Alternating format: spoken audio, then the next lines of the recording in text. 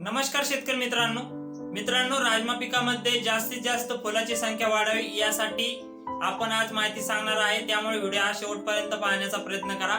चॅनलवर नवीन असाल तर चॅनलला सबस्क्राइब करून घ्या, कारण शेतीविषयी आपण अशीच नवनवीन माहिती आपल्यापर्यंत पोहोचवण्याचा प्रयत्न करत असतो।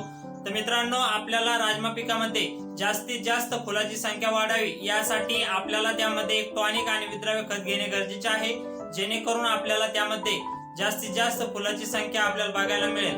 मित्रांनो, ज्यावेळेस आपल्याला कळीची अवस्था असते त्यावेळेस आपल्याला जी की फवारणी आहे तर ती घेणे गरजेचे आहे। मित्रांनो, फवारणी घेताना त्यामध्ये आपल्याला जे अॅम्युनो बेस टॉनिक आहे, मग ते कोणतेही टॉनिक असो, त्यामध्ये मित्रांनो जे इसाबियन टॉनिक आहे सिजेंटा कंपनीचं किंवा टाटा बार जे आहे तर ते मित्रांनो असं कोणतेही एक टॉनिक घेऊन आपल्याला त्यामध्ये फवारणी जी आहे तर ती करायची आहे।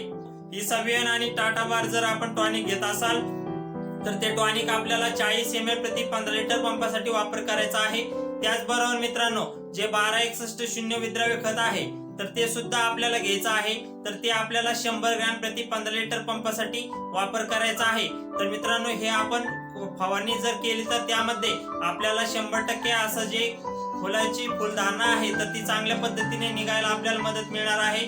त्याचबरोबर मित्रांनो, आपल्याला जर अळीचा प्रादुर्भाव जर दिसत असेल तर मग त्यामध्ये जे अळीनाशक आहे तर ते इमामेक्टिन बेंझोएट जे आहे तर ते आपल्याला घ्यायचं आहे। मित्रांनो, म्हणजेच काय तर जे सिजेंटा कंपनीचं प्रोक्लेम आहे तर ते सुद्धा आपण घेऊ शकता, किंवा दुसरं कोणत्याही कंपनीचं आपल्याला मिळालं तरी आपण घेऊ शकता। तर इमामेक्टिन बेंझोएट जे आहे तर ते आपल्याला 10 ग्रॅम प्रति 15 लिटर पंपासाठी वापर करायचा आहे। मित्रांनो, असं कॉम्बिनेशन करून आपल्याला फवारणी घ्यायची आहे। आपल्याला उत्कृष्ट तिथं फुलाची संख्या बघायला मिळणार आहे। मित्रांनो, माहिती कशी वाटली कमेंट करून सांगा।